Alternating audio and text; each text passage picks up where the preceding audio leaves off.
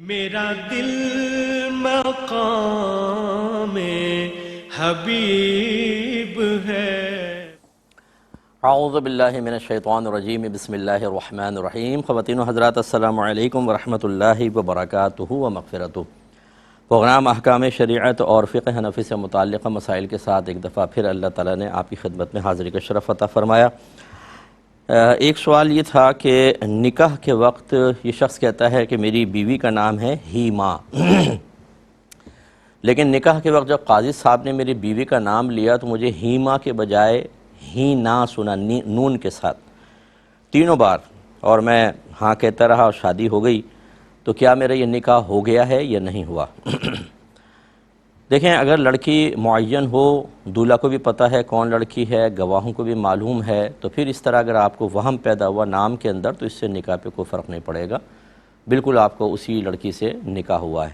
یہ تو میم اور نون کا بڑا ہی معمولی سا فرق ہے، وہ ہیما کہہ رہے ہوں گے لیکن آپ کو ہینا سن رہا ہے، تو اس سے نکاح پہ کوئی فرق نہیں پڑا۔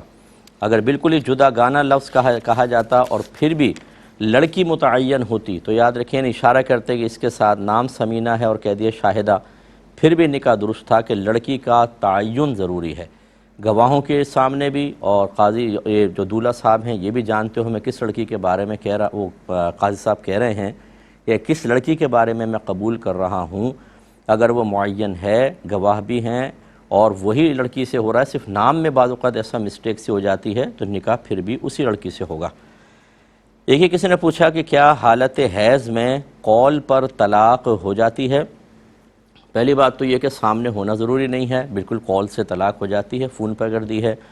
دوسرا، حالت حیض میں بھی طلاق ہو جاتی ہے، یہ بعض لوگ سمجھتے ہیں شاید نہیں ہوتی، ہو جاتی ہے، لیکن حالت حیض میں اگر طلاق دی ہو اور گنجائش ہے تو رجوع واجب ہوتا ہے۔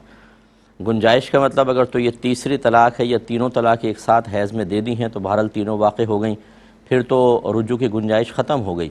لیکن اگر ایک طلاق دی ہے یا دو طلاق دی ہیں اور حالت حیض میں دی ہیں تو رجوع کرنا واجب ہوتا ہے بیوی کے ساتھ۔ ایک صحابی تھے، انہوں نے اسی طرح اپنی زوجہ کو حالت حیض میں طلاق دی، سرکار نے وہ طلاق مانی اور حکم دیا کہ اپنی زوجہ سے رجوع کریں، جس سے نتیجہ نکلا کہ حالت حیض میں دی گئی طلاق واقع تو ہوتی ہے، لیکن شوہر پر اپنی بیوی سے رجوع کرنا یعنی دوبارہ اس کو نکاح میں باقی رکھنا واجب ہوتا ہے۔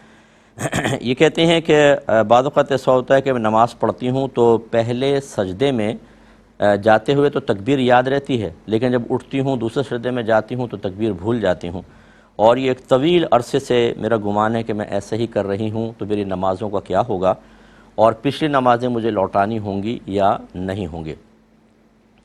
دیکھیں، یاد رکھیے کہ نماز میں جس چیز کا پڑھنا فرض ہے اگر آپ اس کو ترک کریں گے تو ترک فرض ہوگا، اس صورت میں تو نماز نہیں ہوگی۔ جس کا پڑھنا واجب ہے اگر آپ اس کو چھوڑیں گی تو ترک واجب ہوگا۔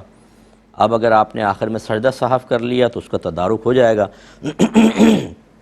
اور اگر ایسی چیز ہے کہ سجدہ سہو شریعت نے کہا ہے کہ یہاں سجدہ سہو نہیں تو نماز لوٹانی ہوگی۔ اور تیسری چیز ہے کہ سنت یا مستحب ہے اور آپ نے چھوڑ دیا تو سنت اور مستحب کا ترک کہلائے گا، اس میں فضیلت تو نکل جاتی ہے لیکن نمازوں کا لوٹانا لازم نہیں ہوتا۔ اس اصول کے بعد بس یاد رکھیں کہ سجدے میں جاتے ہوئے بھی، سجدے سے اٹھتے ہوئے، پھر اگلے سجدے میں جاتے ہوئے تکبیرات کا کہنا سنت کریمہ ہے۔ اگر نکل بھی گئی تو سنت ترک ہوئی جس سے آپ کی فضیلت کم ہوئی لیکن نمازیں ہو گئیں۔ آئندہ احتیاط کر لیں اور پچھلی نمازوں کو بھی لوٹانے کی حاجت نہیں ہوگی۔ ایک انہوں نے کہا کہ میں نے اپنے کان، جیسے بعض بچیاں لو کو چھدواتی ہیں، اوپر کی ہڈی میں بھی چھدوایا ہوا ہے اور سخت قسم کا ٹاپس پہن لیا ہے، تو اس کے نیچے پانی نہیں پہنچتا تو میرا وضو ہو جائے گا یا نہیں ہوگا؟ دیکھیں، وضو تو ہو جائے گا، اس لیے کہ وضو کے 4 فرائض ہیں: پورا چہرہ دھونا، دونوں ہاتھوں کو کوہنیوں سمیت دھونا، دونوں پیروں کو ٹخنوں سمیت دھونا، اور کم از کم چوتھائی سر کا مسح کرنا۔ اب اس میں کان شامل نہیں ہے، چونکہ کان کو سر کا حصہ ہی نبی کریم صلی اللہ علیہ وسلم نے اشارتاً اس کو اسی میں حصہ مانا ہے، تو اس لیے کہتے ہیں اس کا بھی مسح کر لیں۔ اس کا مطلب ہے کہ اس کا مسح تو فقط ایک مستحب ہے، کریں گی یا سنت مستحبہ کہہ لیں آپ، کریں گی تو ٹھیک ہے، نہیں بھی کیا، جان بوجھ کے بھی چھوڑ دیا تو کوئی مسئلہ نہیں ہوگا، اور وہاں پہ پورے کان کے اندر پانی کا مسح کرنا یا پانی کو پہنچانا کوئی لازم نہیں ہے۔ لیکن غسل کے اندر یہ آپ کو مشکل ہوگی، کیونکہ غسل میں پانی پورے کان کی جو ظاہری حصہ ہے اس پر بہانا واجب ہے، اور جیسے آپ نے بتایا کہ ٹاپس بہت ٹائٹ قسم کا ہے تو یقیناً اس کے نیچے پانی نہیں پہنچے گا، اور جب پانی نہیں پہنچے گا تو آپ کا غسل بھی نہیں ہوگا۔ خلاصہ کلام کیا ہوا، وضو میں اس کو اتارنے کی حاجت نہیں ہے، بس ویسے ہی ہاتھ پھیر لیں، لیکن غسل جب آپ کریں گے تو پھر آپ کو ٹاپس اتار کر اچھی طرح پانی بہانا ہوگا، ورنہ آپ کا غسل نہیں اترے گا۔ ایک کالر ہمارے ساتھ ہیں، السلام علیکم۔ السلام علیکم، شاید لائن ڈراپ ہو گئی ہے۔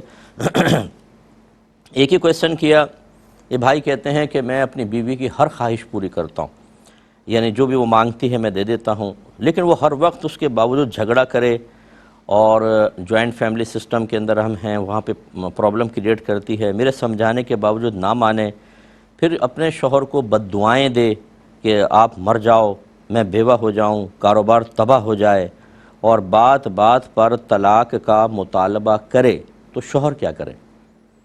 پہلی بات تو یہ کہ صبر کرے، اور کیا کرے؟ نبی کریم صلی اللہ علیہ وسلم سے جب ایک صحابی نے اپنی زوجہ کے بارے میں اسی طرح عرض کی کہ وہ مجھے تھوڑا سا جواب دے لیتی ہیں، حالانکہ وہ بدتمیزی والا جواب نہیں تھا، لیکن بہرحال ایک جیسے گفتگو ہوئی تو جواب دے دیا، تو وہ قریشی صحابی تھے، انہوں نے آ کے عرض کیا رسول اللہ جب تک ہم مکے میں تھے ہماری عورتیں ہمارے سامنے بولنے کی جرات ہی نہیں کرتی تھیں، لیکن جب ہم مدینے میں آئے ہیں تو یہاں انصار صحابہ نرم طبیعت ہیں، ان کی ازواج ان کو جواب دیتی ہیں، تو میری زوجہ نے بھی جواب دیا، تو کیا حکم شرع ہے؟ تو نبی کریم صلی اللہ علیہ وسلم مسکرا دی اور آپ نے فرمایا کہ یہ عورتیں ٹیڑھی پسلی سے پیدا کی گئی ہیں، انہیں ان کے ٹیڑھے پن کے ساتھ استعمال کرو، اگر تم ان کو سیدھا کرو گے تو یہ ٹوٹ جائیں گی۔ تو اس کا مطلب یہ نہیں ہے کہ بیوی کو تنبیہ نہ کی جائے، وہ کتنی مرضی بدتمیزی کرے اس کو برداشت ہی کیا جائے، لیکن پہلا اصول تو یاد رکھیں کہ بعض اوقات ایسا ہوتا ہے، یہ اصل میں تربیت کی کمی ہوتی ہے، ماؤں نے بچیوں کی تربیت نہیں کی ہوتی، یا کی ہوتی ہے تو بچیوں نے اس تربیت کو قبول نہیں کیا ہوتا، کوئی کسی ممانی کو دیکھا، خالہ کو دیکھا، پھپھی کو دیکھا، اس طرح سہیلیوں کو دیکھا کہ وہ اپنے شوہروں کے ساتھ بدتمیزیاں کر رہی ہیں، تو اسی چیز کو وہ اختیار کر لیتی ہیں۔ تو بہرحال اگر اس قسم کی صورتحال آئے تو سب سے پہلی چیز تو یہ ہے کہ آپ نے کیا اپنے گھر والوں کو دین سکھایا تھا، کیونکہ جب آپ ان کو دین سکھائیں گے، انہیں مذہب سکھائیں گے، تو پتہ چلے گا کہ ایک شوہر کا شریعت نے کیا مقام رکھا ہے۔ نبی کریم صلی اللہ علیہ وسلم نے ارشاد فرمایا کہ اگر میں کسی مخلوق کو سجدہ کرنے کا حکم دیتا تو بیویوں کو حکم دیتا کہ وہ شوہروں کو سجدہ کریں، اتنا اللہ نے مقام رکھا ہے کہ آپ نے دین سکھایا تھا۔ جب ہم شریعت ہی نہیں سکھائیں گے، ویسے ہی رکھیں گے، تربیت ہم نے روحانی کی نہیں، باطنی ظاہری تربیت نہیں ہے، علوم دینیہ نہیں ہے، اور ہم سمجھیں کہ سامنے والا فرشتہ بن جائے، یہ بہت ہی مشکل ہے۔ یہاں آپ کا کیس ہے کہ آپ بیوی کی شکایت کر رہے ہیں، ہمیں سینکڑوں بیویاں شکایت کرتی ہیں کہ اسی طرح کہ ہمارا شوہر گالیاں بکتا ہے، مارتا ہے، پیٹتا ہے، یہ خراب کام، وہ خراب کام، تو اس کا نتیجہ اور معال اکثر یہ ہوتا ہے کہ علم دین نہیں سیکھا ہوا۔ بہرحال یہ تو میں نے آپ کو عرض کیا، عورت کا اس طرح شوہر کو بد دعائیں دینا، بدتمیزی کرنا، یہ سب حرام اور گناہ کبیرہ ہے، اور بغیر کسی وجہ کے طلاق کا مطالبہ کرنا بہت سخت گناہ ہے۔ نبی کریم صلی اللہ علیہ وسلم فرماتے ہیں کہ جو بیوی اپنے شوہر سے بغیر کسی صحیح ضرورت کے مطالبہ طلاق کرے، یہ بروز قیامت جنت کی خوشبو بھی نہیں پا سکتی۔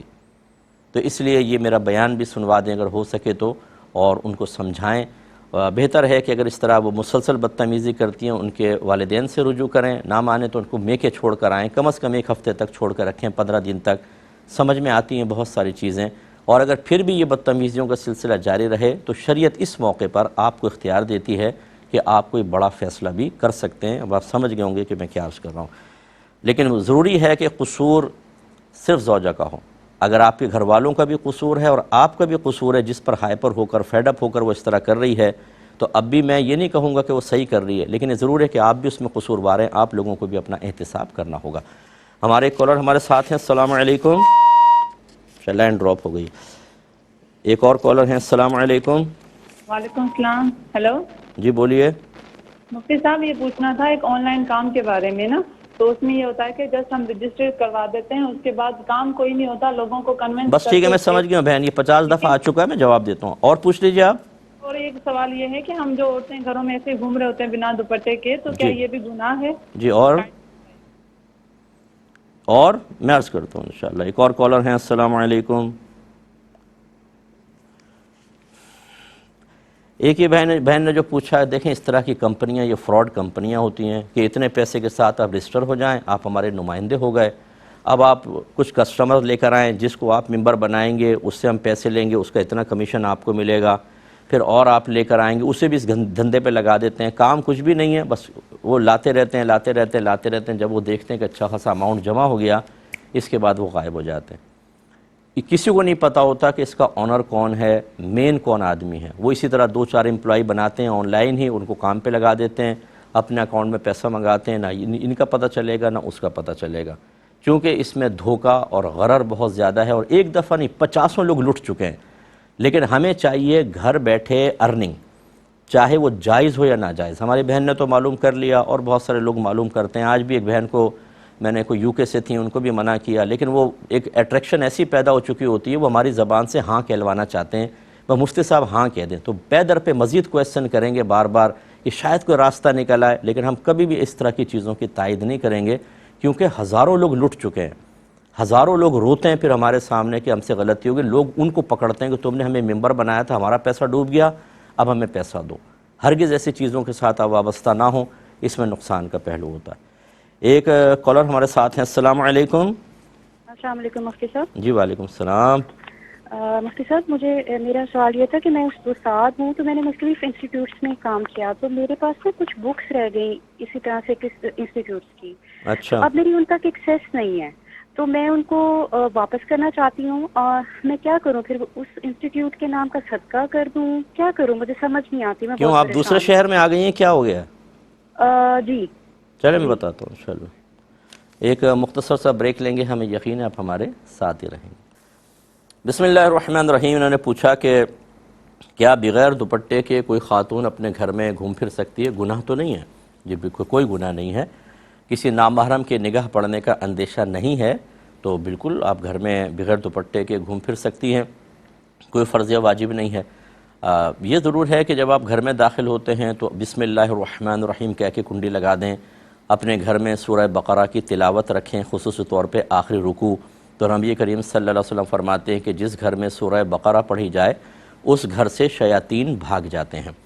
تو اس طرح کی برکت والی چیزیں، قرآن بھی پڑھیں، نماز بھی پڑھیں، تو پھر شیاطین تو رہتے نہیں ہیں۔ ہاں اگر کسی گھر میں ایسا ہو کہ وہاں پہ مطلب خلاف شرع اموری ہوتے ہیں، نہ نماز پڑھتے ہیں، نہ قرآن، سال گزر گئے قرآن نہیں پڑھے جاتے، کئی سال گزر گئے فجر کی نماز نصیب نہیں ہوئی، اور الٹے سیدھے خرافاتی کام ہوتے ہیں، تو وہاں پر پھر ایسا ہوتا ہے کہ کافر جنات ٹھکانہ بنا لیتے ہیں، کیونکہ وہ تو دوستی محسوس ہوتی ہے، اپنائیت سی، ہم جنس سے محسوس ہوتے ہیں، اور اس میں پھر یہ خطرہ ہوتا ہے کہ جو عورتیں اس طریقے سے بے پردہ گھر میں بھی ہوں چاہے، تو پھر وہ جنات کے اثرات ان تک پہنچ سکتے ہیں۔ لیکن عمومی طور پہ آتے نہیں ہیں جنات، یہ بعض ایسے سچویشنز ہوتی ہیں کہ آ جاتے ہیں، ورنہ عمومی طور پہ یہ لوگوں سے بھاگتے ہی ہیں، اور روشنیوں سے بھاگتے ہیں، اندھیروں میں زیادہ رہنا پسند کرتے ہیں۔ تو اگر گھر میں آپ اس طرح قرآن پاک کی تلاوت وغیرہ رکھیں، کوئی پرابلم نہیں ہے، پھر آپ بغیر دوپٹے کے رہ سکتی ہیں۔ اور ان جنات کے اثر سے قطع نظر اگر صرف ایک شرعی مسئلہ کہ کیا دوپٹہ اتارنا گھر میں بھی گناہ ہے، تو کوئی گناہ نہیں ہے۔ اگر شوہر ہیں یا محارم ہیں آپ کی، یا سب خواتین ہیں، تو بالکل دوپٹے کے بغیر گھر میں رہ سکتی ہیں، کوئی گناہ نہیں ہے۔ ایک یہ کہتی ہیں کہ یہ ٹیچر تھیں، کسی انسٹیٹیوٹ میں پڑھاتی تھیں، اس کی کچھ بکس ان کے پاس تھیں، اب شاید یہ کسی اور شہر میں منتقل ہو گئی ہیں، تو وہ بکس ہیں، کیا کریں اس کا؟ کیا صدقہ کر دیں؟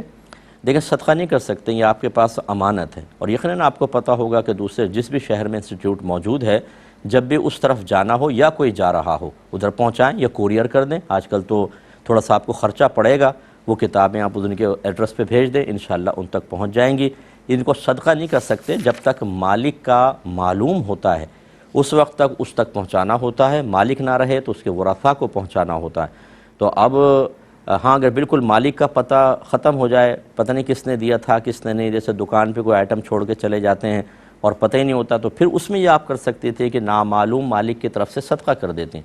لیکن ابھی تو جب تک وہ انسٹیٹیوٹ قائم ہے آپ معلوم کریں، اور انٹرنیٹ پہ ایڈریسز مل جاتے ہیں، کانٹیکٹ نمبرز مل جاتے ہیں، ای میل ایڈریسز مل جاتے ہیں، سرچ کریں، ان کو میل کریں، اور پھر وہ چیزیں ان تک پہنچا دیں۔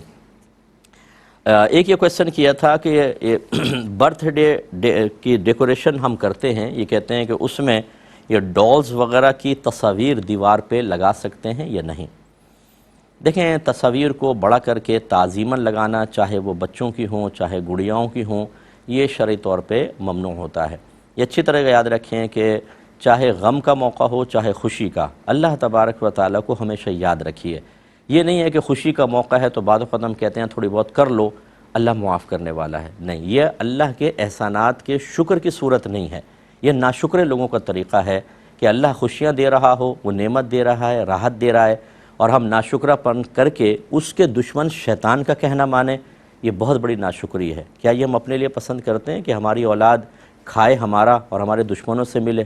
کیا ایک شوہر یہ پسند کرتا ہے کہ بیوی اس کے ساتھ اور اس کے دشمنوں کے ساتھ رابطہ رکھے؟ کیا بیوی یہ پسند کرے گی کہ اس کا شوہر دشمنوں سے رابطہ رکھے، اس عورت کے دشمنوں سے؟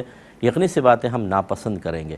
تو اس لیے بعض اوقات یہ خوشی کے موقع پر خاص طور پہ برا نہیں مانیے گا، ہماری بہنیں ان کو منع کریں تو یہ ناراض ہو جاتی ہیں، لڑنا شروع کر دیتی ہیں، بھائی سبھی کر رہے ہیں، کیا مطلب ہے سبھی کر رہے ہیں؟ اگر سبھی قتل و غارت کر دیں اپنے گھر میں، شوہر بیویوں کو مارنا شروع کر دیں، ابھی ایسی بہنوں سے پوچھیں کہ سبھی کر رہے ہیں، آپ کی باری بھی آ جائے اب، تو فوراً انکار کریں گی، کیوں انکار کر رہی ہیں؟ سبھی تو کر رہے ہیں۔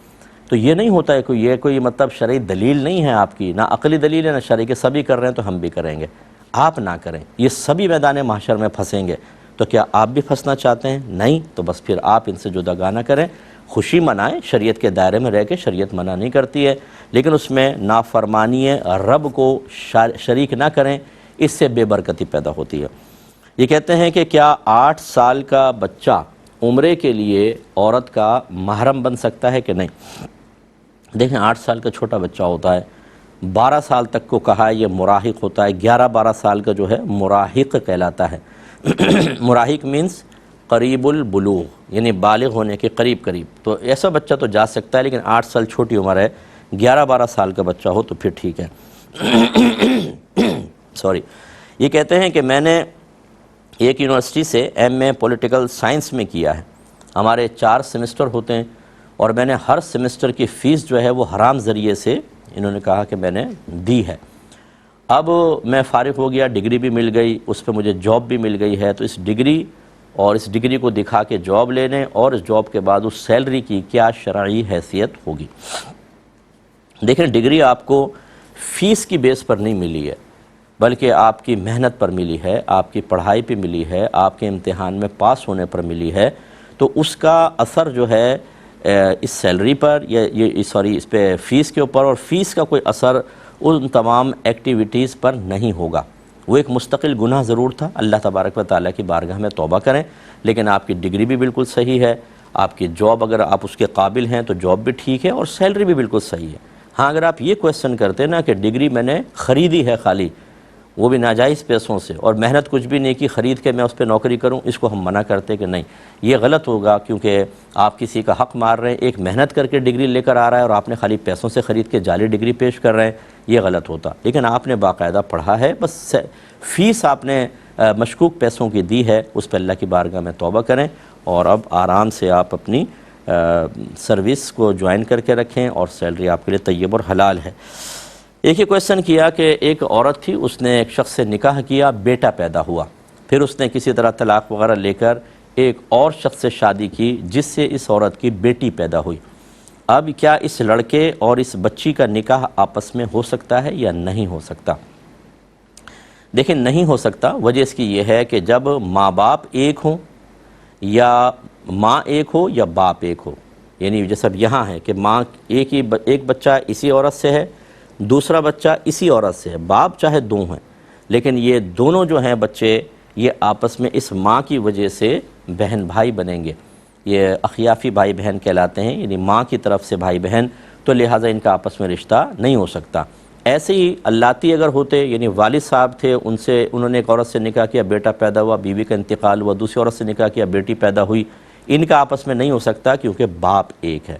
ہاں اگر یہ صورتحال ہوتی، یہ ایک جوڑا ہے، یہ ایک جوڑا ہے، ان کے بیٹا پیدا ہوا، ان کے بیٹی پیدا ہوئی، اس میں شوہر مر گیا، اس میں سے بیوی مر گئی، انہوں نے آپس میں نکاح کیا، اب آپ دیکھیں یہ جو آپس میں بچے ہیں، اس لڑکے کے ماں باپ علیحدہ، اس لڑکی کے ماں باپ علیحدہ، ان دو بچوں کا نکاح آپس میں ہو سکتا ہے، اور جب ہو سکتا ہے تو اس کا مطلب یہ ہوا کہ یہ آپس میں نامحرم ہیں۔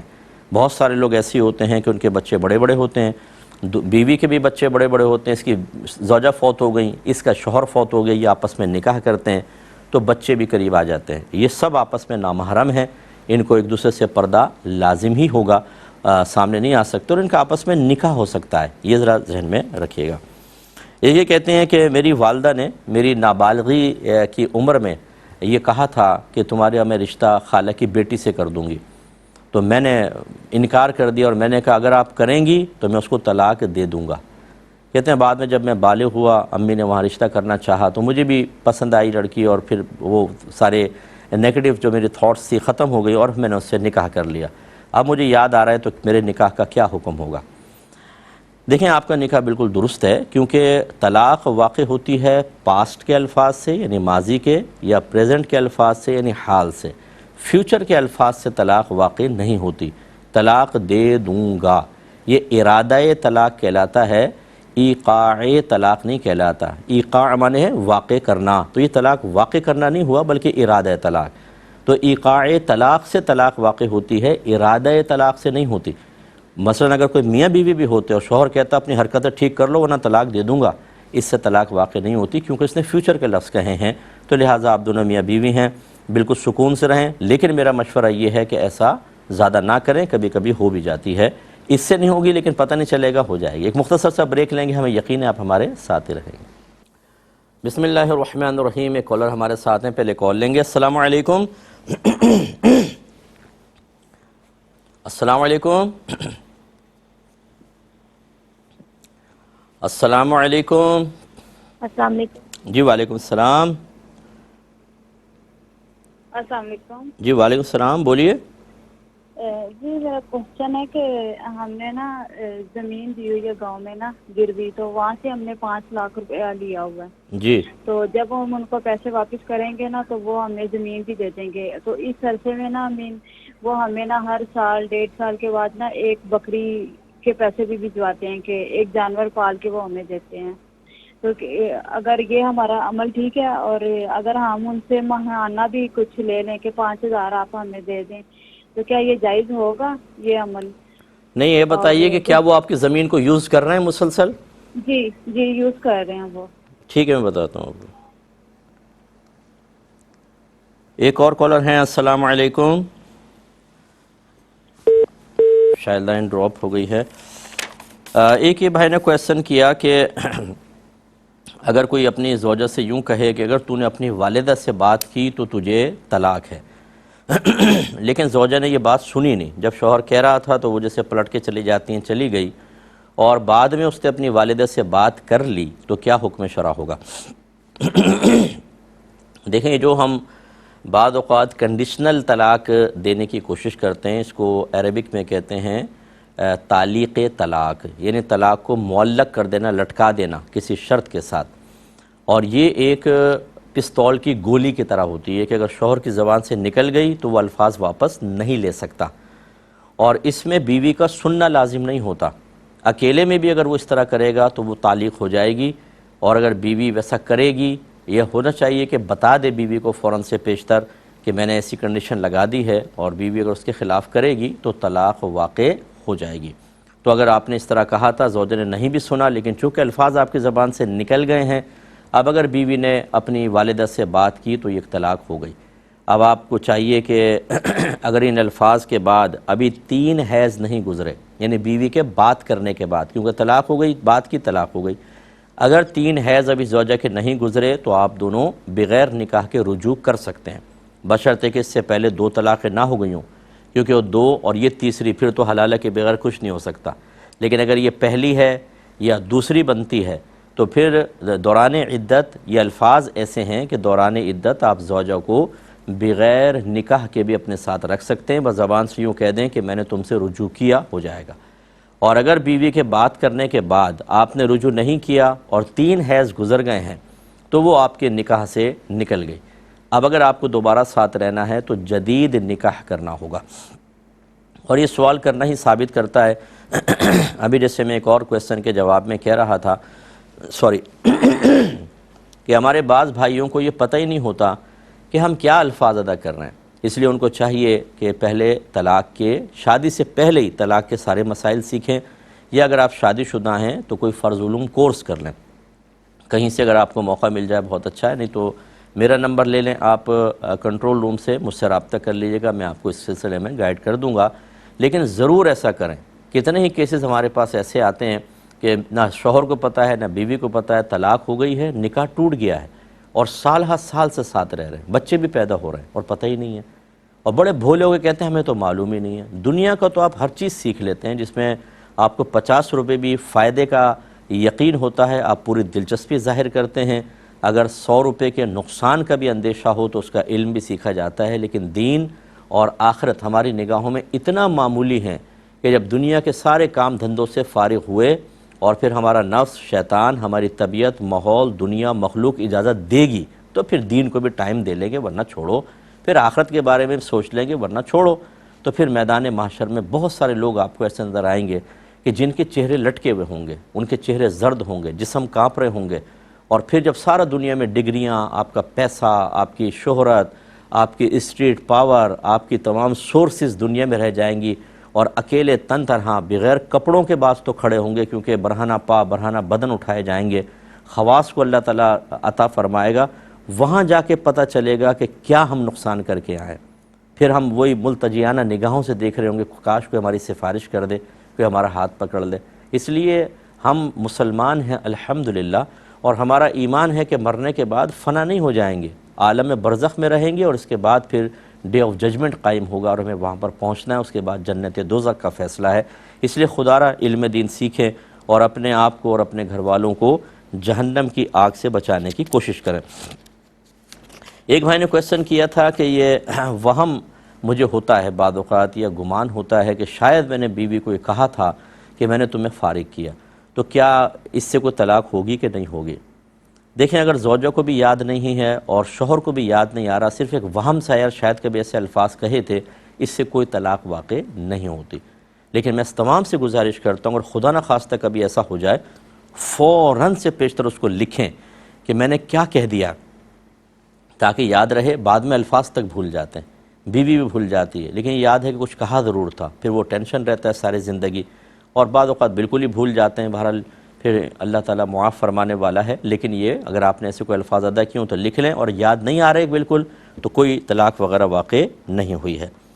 انہوں نے فرمایا کہ ہم نے، یہ بہن کے پہلے کویسچن لیتا ہوں، کہ ہم نے ایک زمین اپنی گاؤں میں کسی کے پاس رکھوائی گروی، اور اس پہ 5 لاکھ لے لیا ہیں۔ اب وہ لوگ اس کو زمین کو استعمال کر رہے ہیں، سال میں کبھی ایک آدھ بکری دے دیتے ہیں، یا اور کہہ رہے ہیں کہ جی 5000 روپے جیسے پر منتھ کرایہ وغیرہ لے لیں ہم کچھ، تو کیا حکم شرع ہوگا؟ دیکھیں، سب سے پہلے یاد رکھیں، یہ جو آپ کچھ شے رکھواتے ہیں، اس کو زر ضمانت کے طور پہ یہ کوئی رکھتا ہے کہ تاکہ میرا قرضہ واپس آ جائے، نہیں آئے گا تو میں بیچ کے اپنا قرضہ وصول کر لوں گا، اس پورے پروسیس کو کہتے ہیں رہن رکھنا۔ اور جو چیز آپ رہن رکھواتے ہیں، یاد رکھیں کہ وہ سامنے والا اس کا مالک نہیں ہو جاتا، بلکہ وہ صرف ایک بطور امانت اس کے پاس چیز ہے، اور وہ اس کو استعمال نہیں کر سکتا ہے۔ اگر استعمال کرے گا تو یہ سود ہوگا، کیونکہ وہ قرض کے اوپر نفع لے رہا ہے، حرام اور گناہ کبیرہ۔ یہ ایسا ہے سود کا 1 درہم جیسے اپنی والدہ کے ساتھ کئی مرتبہ زنا کیا ہو، والدہ کے ساتھ، حدیث میں آیا والدہ کے ساتھ کئی مرتبہ زنا۔ اور اسی طرح قرآن یہ کہتا ہے کہ جو دنیا میں سود کھاتے ہیں، یہ برود قیامت ایسے پاگل اور مخبوط الحواس آئیں گے جیسے کسی کو شیطان نے چھو کر پاگل کر دیا ہو۔ اس سے پتہ چلا کہ بعض جنات ایسے ہیں کہ چھو کر انسان کو پاگل بھی کر سکتے ہیں۔ اس طرح پاگلوں کی حالت میں، یعنی مخبوط الحواس سے آئے گا انسان، اور لوگ دیکھ کر کہیں گے یہ پاگل سا کیوں ہو گیا، پتہ چلے گا جی سود کھا کر آئیں۔ اس لیے اچھی طرح یاد رکھیں کہ مثلاً آپ نے کسی کے موٹر سائیکل رکھ لی کہ بھئی پیسے دو گے پھر میں دے دیتا ہوں، موٹر سائیکل یوز نہیں کر سکتے ہیں۔ مکان لے لیا، اس میں نہیں رہ سکتے ہیں، بند رکھا جائے گا، جب وہ دیں گے تو واپس کریں گے۔ یہ آپ کر سکتے ہیں، یا یہ وہ کر سکتے ہیں کہ وہ اس زمین کو استعمال کریں، ایگریمنٹ یہ ہو کہ جتنا اس کی آمدنی آتی رہے گی اس سے ہم آپ کا قرضہ مائنس کرتے رہیں گے۔ مثال کے طور پہ 5 لاکھ قرضہ دیا ہے، وہ اس کو استعمال کریں، جتنی اس کی آمدنی آئے، 1 لاکھ جیسے آئی فرض کر لیں تو 1 لاکھ کم ہو گیا، پھر اور آئی سر، جب 5 لاکھ پورے ہو جائیں وہ وصول کر لیا، زمین واپس کر دیں۔ لیکن ابھی جو یہ کر رہے ہیں کہ زمین استعمال کر رہے ہیں، نفع اچھا خاصا لے رہے ہیں، ایک آدھ بکری آپ کو پکڑا دی، کیوں پکڑا دی بکری، کس وجہ سے، یہ کس چیز کا عوض ہے، تو وہ اس کو استعمال نہیں کر سکتے ہیں۔ یاد رکھیں، اگر تو پہلے ہی یہ طے کر لیا ہو ہم لیں گے اور استعمال کریں گے، گناہ کبیرہ سود۔ اگر کہا نہیں ہے لیکن آپ کے علاقوں میں معروف ہے، جو رکھتا ہے زمین کو استعمال کرتا ہے، تو المعروف کالمشروط کے تحت کہ جو عرف میں رائج ہوتا ہے وہ ایسے ہی ہے جیسے شرط ٹھہرا لیا ہو، اس میں بھی سود بنے گا۔ تیسری ایک صورت ہو سکتی ہے کہ کوئی چیز رکھے اور کہے کہ بالکل میں اس پہ نفع نہیں لوں گا، اور آپ اس کو رکھیں، بعد میں آپ کو دے دوں گا۔ اس کو پھر اگر فرض کر لینا عرف میں ہے نہ کچھ، اور رکھوانے والا کہے چلو تم اس مکان میں رہ بھی لو، کوئی بات نہیں یار میں بعد میں لے لوں گا، یہ پھر اس کی اجازت ہو سکتی ہے۔ لیکن عمومی طور پہ ایسا نہیں ہوتا، یا تو مشروط ہوتا ہے یا المعروف کے مشروط کے تحت ہوتا ہے۔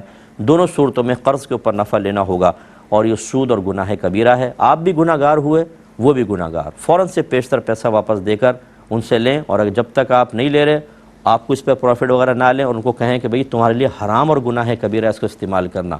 ہم نے یہ میرا کلپ سنوا دیں کہ بھئی اب وہ نہ مانیں، ٹھیک ہے، ان پہ وبال ہے۔ اور مجھے پتہ ہے کہ بہت سارے لوگ ایسے ہوتے ہیں کہ پیسہ آ رہا ہو نا تو کون اللہ، کون رسول، کیا دین، کیا آخرت، انہیں کوئی پرواہ نہیں ہوتی، بلکہ ہم جیسے مشورہ دینے والوں پہ غصہ آتا ہے، کیونکہ فیملی سوالیہ نگاہوں سے دیکھتی ہے کہ آپ اتنے عرصے سے حرام کھلا رہے ہیں ہمیں، تو انہیں وہ گلٹ فیل کرتے ہیں۔ بہترین طریقہ یہ ہے کہ اپنی غلطی تسلیم نہ کرو، تمام دینداروں کو گالیاں بکو، انہیں غلط قرار دو، اللہ اس کے رسول کے قوانین کو باطل قرار دے کر، ان کو معمولی قرار دے کے پس پش پھینک کر اپنے گھر والوں کے اندر اپنے طرز عمل سے وہ جرأت پیدا کر دو کہ جس کو بنیاد بنا کر وہ بھی اللہ کی نافرمانی پر دلیر ہو جائیں۔ یہ آپ اچھا کام کر رہے ہیں، یہ کتنا بڑا گناہ جاریہ کر رہے ہیں آپ اپنے لیے، یہ تو آخرت میں پتہ چلے گا جب ابا جان کی گردن کے اندر توق ڈلا ہوگا اور اولاد گناہ جاریہ بن کر ان کے لیے اتنا سارا وبال جمع کر چکی ہوگی کہ کچھ انتہا نہیں۔ اس وقت ہماری بات آپ کو بہت پسند آئے گی، اس وقت آپ کہیں گے واقعی صحیح کہا تھا علماء کرام نے۔ ابھی تو آپ کو غصہ آتا ہے کہ جہاں چند ٹکے کا نقصان وہاں غصہ آنا شروع ہوتا ہے۔ یعنی کتنی ہماری بہنیں ایسے کہتی ہیں کہ ہم نے آپ کی بات اپنے شوہر کو بتائی تو گالیاں بکنا شروع ہو گئے، وہ مفتیان کرام کو گالیاں بکنا شروع ہو گئے۔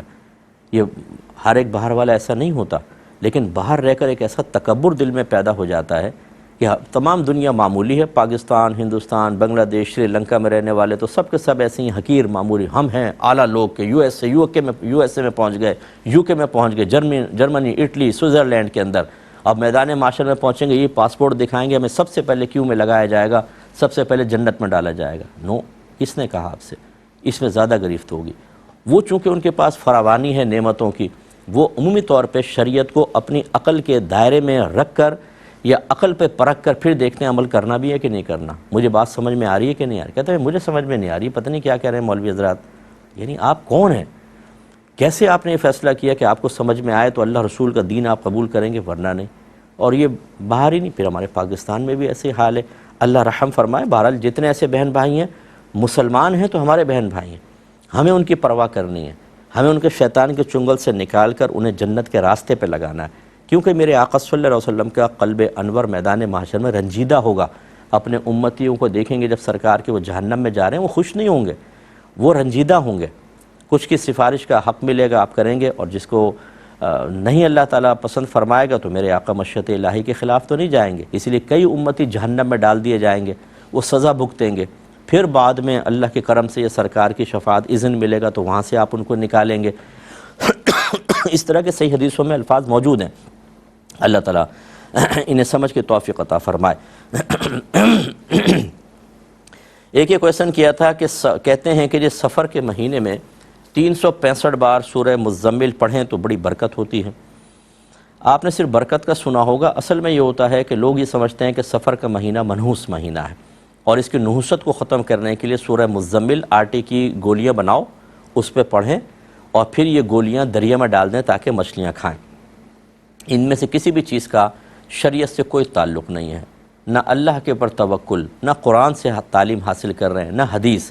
گولیاں بچائیں گے آپ کو، اور یہ مچھلیاں بچائیں گی۔ یہ بڑی ولیاں ہیں جیسے معاذ اللہ اندر کہ وہ کھا کر دعا کریں گے تو ساری معاذ اللہ نحوستیں دور ہو جائیں گی۔ یہ ہم نے اپنے پاس سے بدعتیں ایجاد کی ہوئی ہیں۔ سورہ مزمل پڑھنا منع نہیں ہے، حصول برکت کے لیے پڑھنا منع نہیں ہے، لیکن اس کے پیچھے جو یہ منفی لاجک ہے جو لوگ اختیار کر کے ایسا کر رہے ہیں کہ یہ سفر کا مہینہ نحوست کا مہینہ ہے۔ آپ کو پتہ ہے کہ یہ زمانہ جاہلیت میں کفار کا قول تھا، اور جب میرے آقا صلی اللہ علیہ وسلم نے صحابہ کرام کو تعلیمات دی ہیں جن میں آپ نے اس قسم کے توہمات کو ختم کیا، اسی میں ایک لفظ ملتا ہے ولا سفر۔ سفر کوئی چیز نہیں ہے، یعنی یہ سفر کا مہینہ کوئی چیز نہیں ہے کا مطلب یہ منحوس نہیں ہوتا، یہ ایسی خامخواہ لوگوں نے مشہور کر رکھا ہے، تو اس لیے اس میں کوئی نحوست نہیں ہوتی۔ عورتیں اس کو خالی کا مہینہ بھی کہتی ہیں، حالانکہ ایسا بھی نہیں ہے۔ بہرحال اب ٹائم چونکہ تقریباً ختم ہو رہا ہے، اپنے میزبان کو، ہماری کیو ٹی وی کی پوری ٹیم کو اجازت مرحمت فرمائیں۔ آپ ہمارے لیے دعا کیجیے، ہم آپ کے لیے دعا گو ہیں کہ اللہ تبارک و تعالی ہمیں آخرت کو پیش نظر رکھتے ہوئے دنیاوی نقصان برداشت کرنے کی توفیق عطا فرمائے، لیکن دنیاوی فائدوں کے لیے آخرت کے نقصان کو قبول کرنے سے بچنے کی توفیق عطا فرمائے، آمین۔ وآخر دعوانا ان الحمدللہ رب العالمین۔ میرا دل مقام حبیب ہے۔